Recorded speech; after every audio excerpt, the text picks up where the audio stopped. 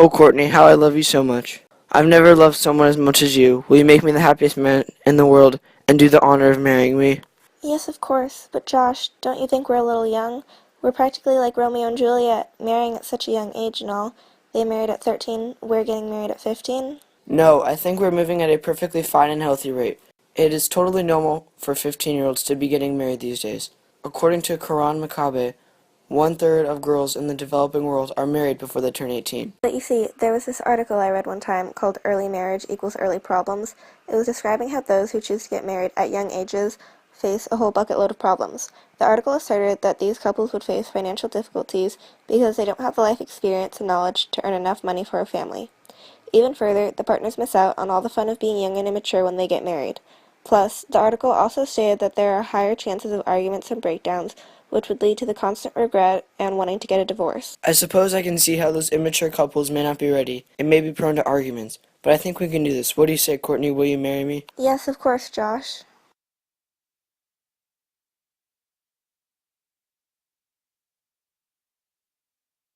Are you excited, my darling? Yes, Father. I'm just so glad you didn't force me into an arranged marriage. What, you mean like in Romeo and Juliet, where Juliet's parents push her to marry Paris, when Capulet says, "Sir Paris, I will make a desperate tender of my child's love. I think she will be ruled in all aspects and all respects by me."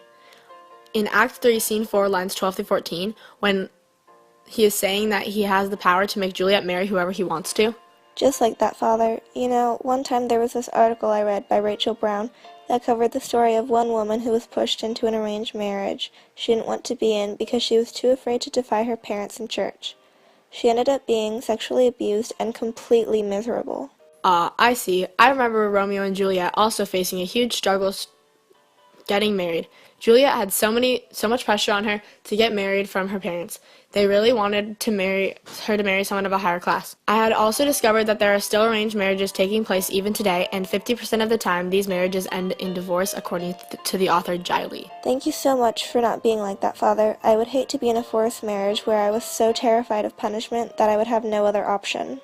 Exactly. I know that in the story, when Juliet attempted to tell her father she refused to marry, he said such harsh things to her, saying, "Or I will drag thee on a hurdle thither. Out, you green sickness, carry on. Out, you baggage, you tallow face." In Act 3, Scene 5, lines 155 through 157. I will never do that to you, my darling. Dearly beloved, we gather here today to join this man and this woman in holy matrimony. Together here we can see how closely Courtney and Josh's love is parallel to that of Romeo and Juliet. It is obvious how apparent religion is in marriage. The church has a massive impact on society's beliefs. In the beginning, marriage was polygamous, meaning a man could marry multiple women. The History of Marriage article clearly states how the Catholic Church did not approve of this idea and enforced the notion that marriage should only be between one man and one woman. This same document also declared that the Church had began the belief that marriage's sole purpose was not only to produce offspring. Furthermore, religion's involvement is also seen present day. The Pew Research Center supports this, claiming approximately 48% of Americans are against gay marriage because they claim that it conflicts with their personal religious beliefs. This means that religion has affected half of the U.S. population's ideas and opinions.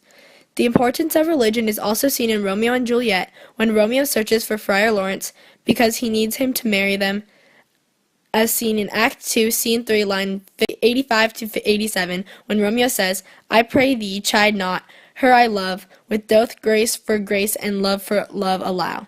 The other did not so. It is very obvious that in present, past, and fiction, religion has a prominent impact on society. If anyone objects to this marriage, speak now or forever hold your peace. I object. I know that marriage has made a lot of changes throughout history. A religious tolerance article proves this. Religion has transitioned from polygamy to monogamy, from forbidding interracial marriages to allowing them, from disapproving gay marriage to accepting it. Although there have been a handful of changes of the definition of marriage, these two children marrying at such a young age should most definitely not be allowed.